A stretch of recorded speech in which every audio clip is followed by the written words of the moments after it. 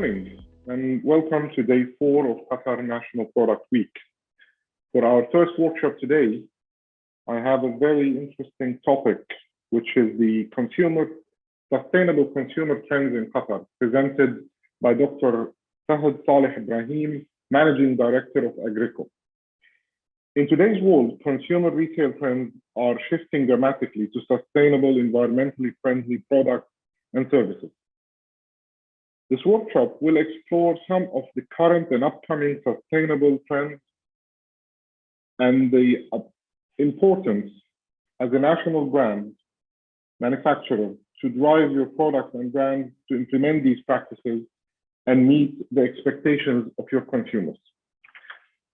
As always, the session will start with a presentation by our speaker, Dr. Fahad, followed by Q&A. You can type your Q&A, your questions in the Q&A tab in the bottom of the screen, and Dr. Fahad will get to them as soon as the presentation is finished. Without further ado, Dr. Fahad, the mic is yours. Thank you. Thank you very much, and good morning, everyone. Assalamu alaikum. So Aggreco is actually established, it's an agriculture company established in 2011 in the aim to actually produce healthy organic food in Qatar and contribute to the food security of Qatar by implementing sustainable technologies. Although we had many issues in relation to the weather, climate challenges, water scarcity and what have you, but we managed to tackle these problems, of which I will explain shortly. We have also established a sister company to distribute and sell our product in the local hypermarkets and supermarkets, catering, hotels, and also the central market.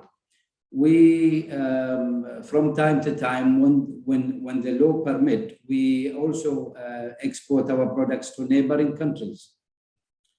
I will be touching on the Qatar existing agriculture setting, Qatar environmental challenges, Aggreco solutions to tackle these challenges, defining sustainable consumer trends, consumer retail trends in the food industry, advantages of made in Qatar products. As you may know, that Qatar area, Qatar is located at the Arabian Peninsula and specifically in the Arabian Gulf. Its area around 1,149,000 hectares. Out of this, only 65,000 is cultivable land. Out of this again is only 11,590 90 hectare cultivated lands.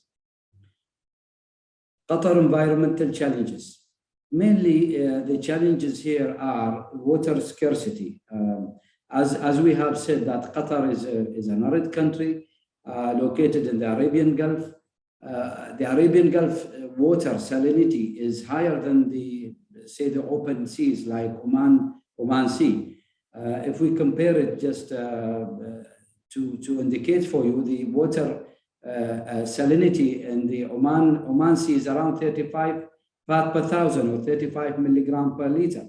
But in the Gulf here, it is around between 42 part per thousand or 42 milligram per liter to 45 milligram per liter. It's quite high.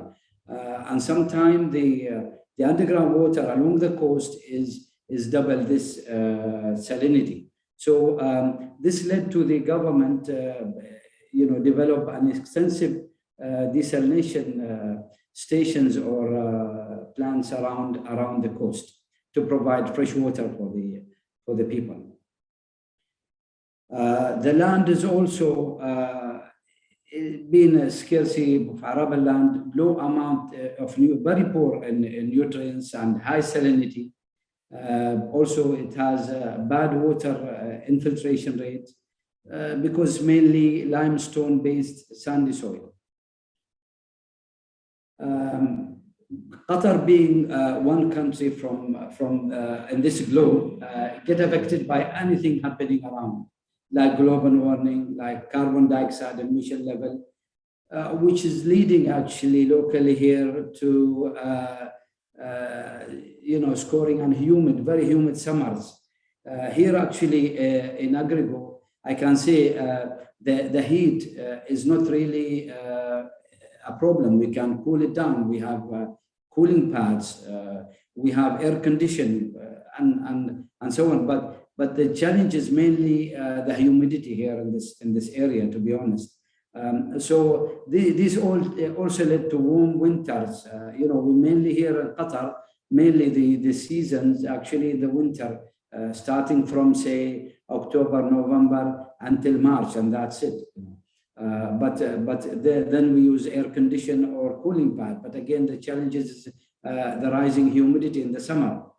So also it's too much common to see sandstorms from time to time, particularly in the summer, which lead again to challenges on bringing viruses, bringing a lot of insects to the greenhouses, and again also common droughts. So what Aggreco did to tackle these challenges? With regards to salinity of water, we have desalination units implemented here, and we condition the water. We actually desalinate water twice, meaning that the rejected water, which is about 50% of the equal to the produced water, we again pass it through a marine membrane desalination station, and then we desalinate further. We have planted around halophytes and trees that absorb this saline water, the produced water, the rejected water.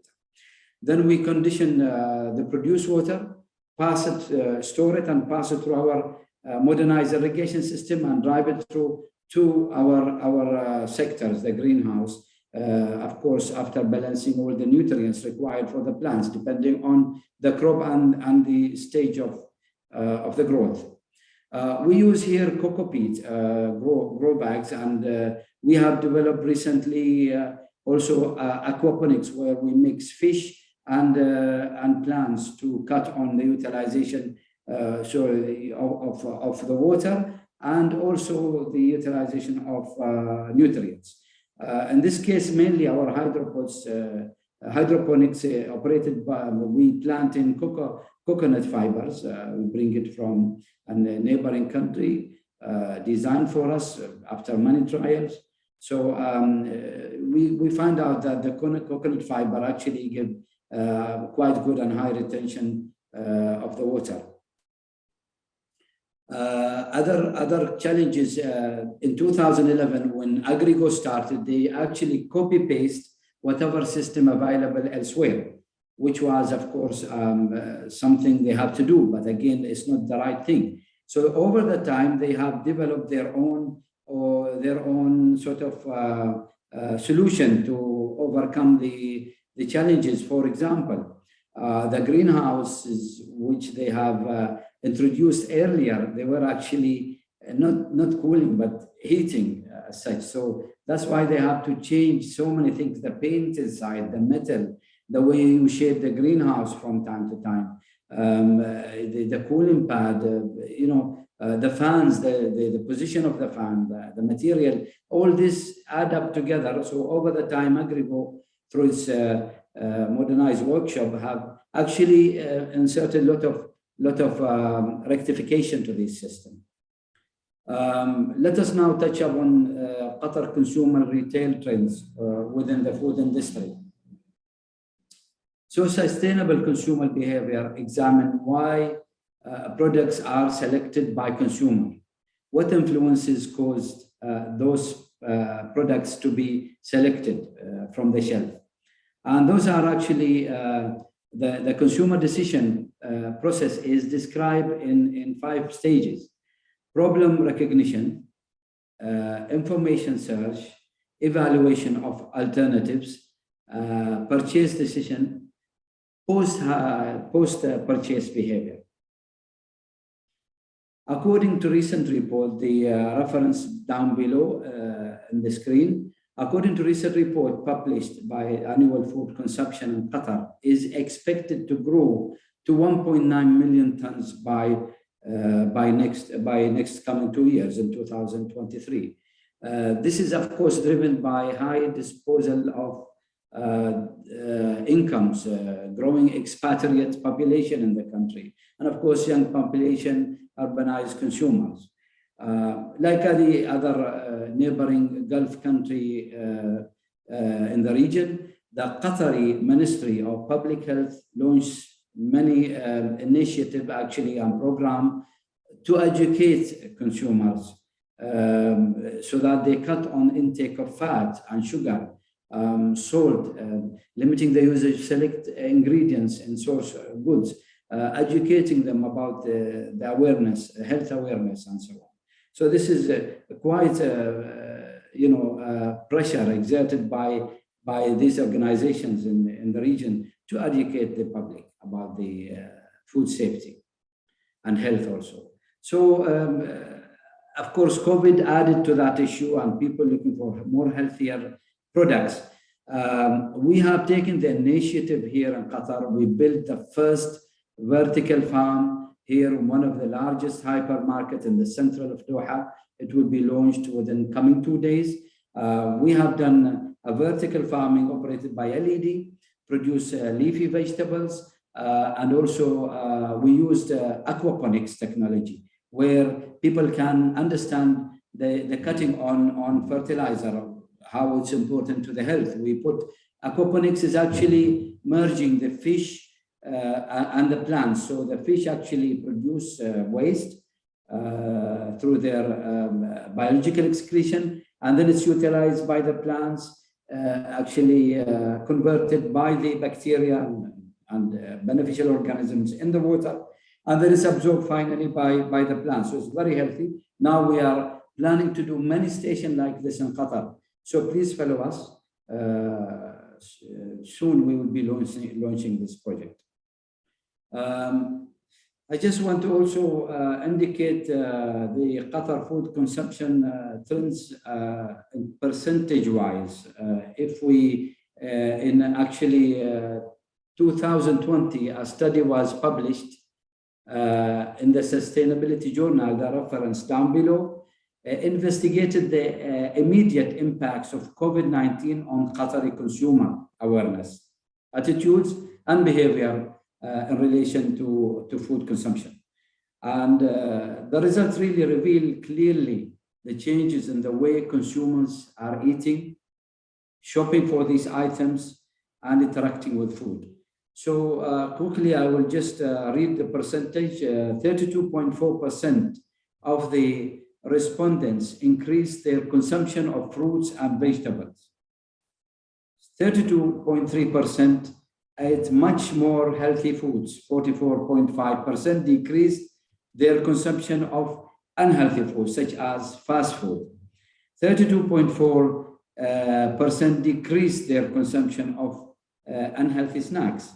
28.7% have eaten less candy, cookies, cakes, and pastries. As we see here, with the changing consumer attitudes, as we mentioned earlier, the shift towards living healthier lifestyle, eating organic products. The table below indicates how much the market actually gained over the time from 2016 to 2022. This is done by Global Organic Trade Guide, and the reference is below. So you can read for yourself. Organic actually packed food, it has increased from 0.3 to $3.4 million, and likewise other products. So it's actually increasing over time based on the awareness of the consumer. So we could see great market there. That's why we are here in Aggregate. We are increasing our basket. We have we have actually, as we said, we have made even now, we are making an egg production farm, aiming to produce 33 million eggs. We're planning to make it organic. We have also the only farm in the region producing shrimp. You can go to Aggregate Qatar, shrimp farm Aggregate Qatar in the YouTube. You will see our video there. We have built an indoor farm, shrimp farm, farming Penny's venom shrimp, the white leg Pacific shrimp, on using biofloc technology, using different microbes to cut on the use of water or discharging water. We recycle water within the, we're creating sort of an, our, the internal ecosystem that actually recycle water internally and allow you to actually keep the water in the culture tank for quite some time. After that, if we need to do partial exchange, we also utilize it indoor. We here in Aggregate, we recycle all the waste, nothing really being taken and dumped outside Aggregate. We also recycle neighboring farms' waste. You can go to our website, AgriCompost. It's a sister company. So Aggregate is doing a lot of things to make the agriculture sustainable here in Qatar. So why made in Qatar? There are many advantages as to why made in Qatar is important. Quality of local products are higher than exported products, of course, because it's not coated within protected film, chemical or wax. Local products are more nutritious because it's taken from the farm to the consumer direct. The trip for our products here in Qatar is maximum is only, to be honest, 50 kilometer driving, if we go to that, but actually between 30 to 40 kilometer. So it's very, very close to our farm. The consumer is very close to our farm. So the local products are more nutritious for one's body as they are not processed. It's go directly, as I say. Eating locally means you are also, you'll be eating in the season. There is no off-season. There is no storage. There is no use of gas to protect the products until when the consumer need it. Purchasing local products is also supporting the local economy. There's job generated. There is another sector developed, transport, many other things, packaging material, all sorts of things. Purchasing local products is also supporting the local community through, of course, education, through food security, providing jobs for the community, more transparency also on buying local grown produce. They can come here and see us, and so on and so forth. So thank you very much for listening. That's all for my presentation, and I'm happy to hear for any question. Thank you very much. Thanks very much, Dr. Fahad. This has been very insightful. The findings of the survey following COVID are very positive and encouraging, actually. You would think the otherwise, but I'm glad that the trend is shifting steadily and positively in the right direction. Let's see if we have any Q&A. We have Dr. Fahad for another 10 minutes with us. So if you have any questions, please type them in the Q&A tab.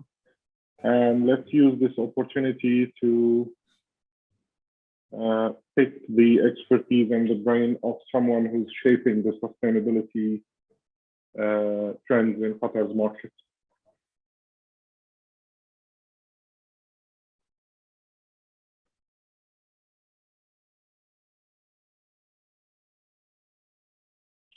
Okay, we're waiting to see if there will be any questions.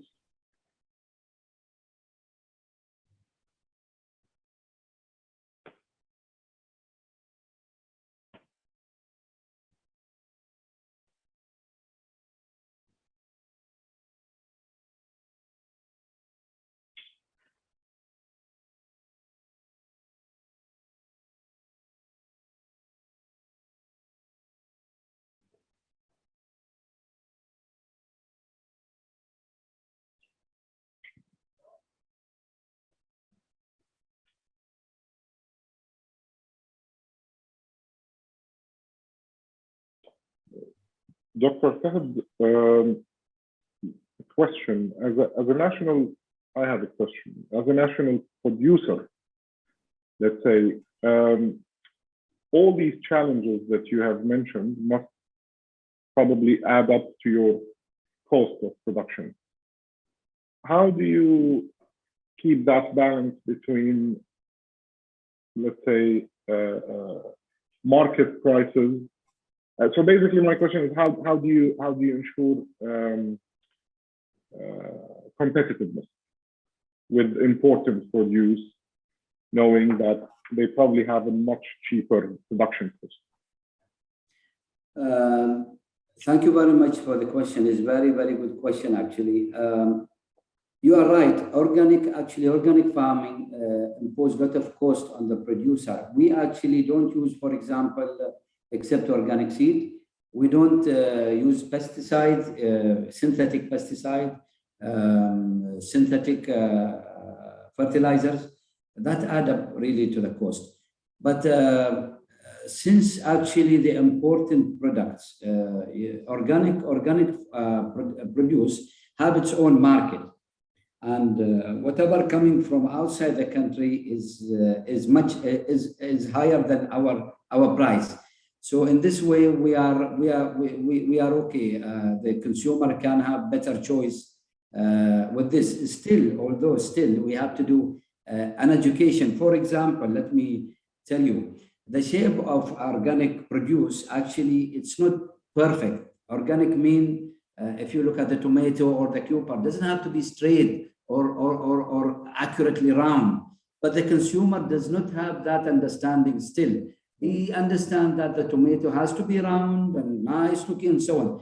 But organic, actually, we are allowing the plants to take its time to grow, to challenge all this pests, and of course, we help it to do that. So if you compare, let's say, non-organic, where you have used a lot of synthetic fertilizer and also pesticide, it will look, of course, much better than, and bigger perhaps, maybe heavier perhaps than the organic one.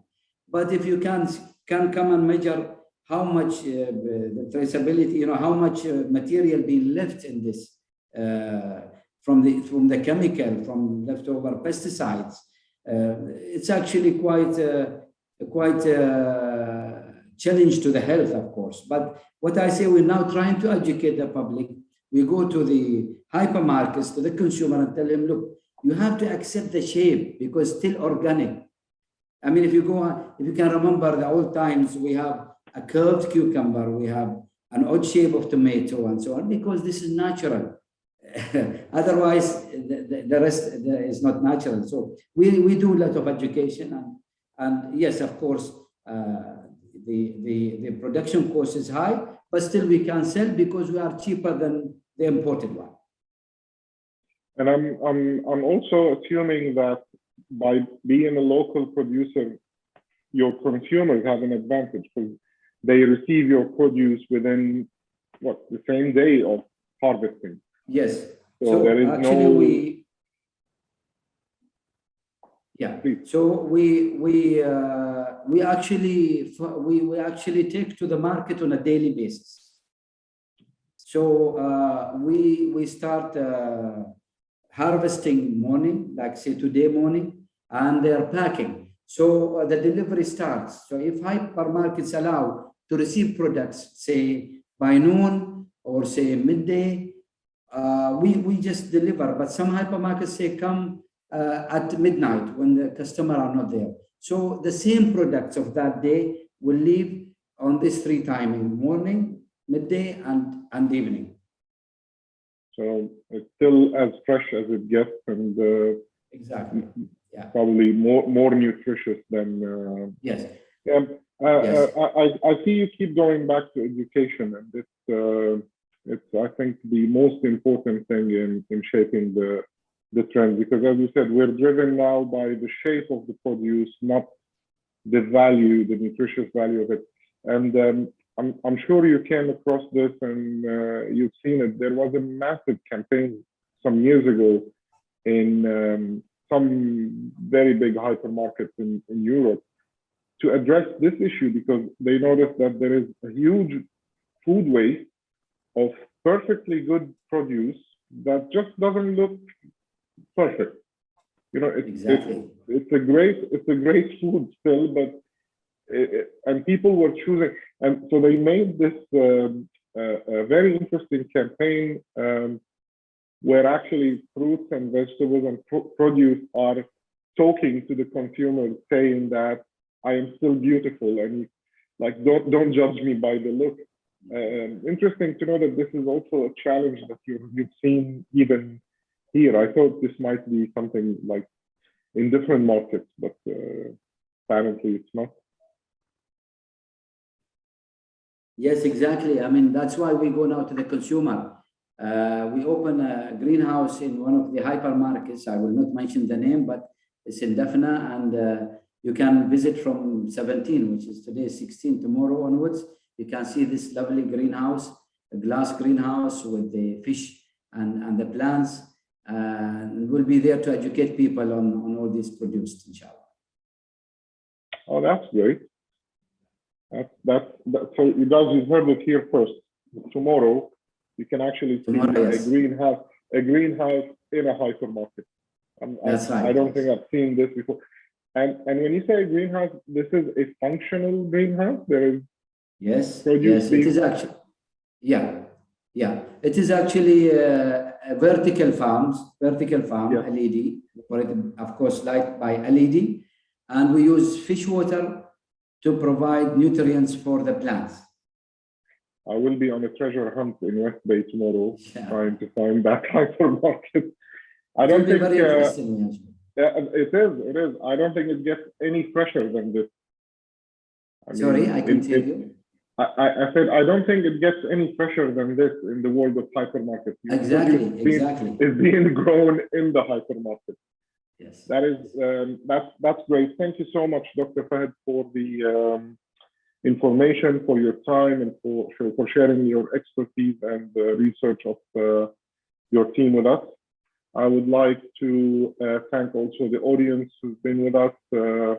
I think we don't have questions, probably because the information you supplied was very sufficient. And I'm looking forward to seeing everybody at 10:30 for the second workshop of today. Thank you, Dr. Fahd, and good luck with the greenhouse tomorrow. Thank you very much, and I thank everyone, especially QDB, for organizing such a workshop online, conference online, and wish you the very best, inshallah. Have a good day. Thank you very much, sir.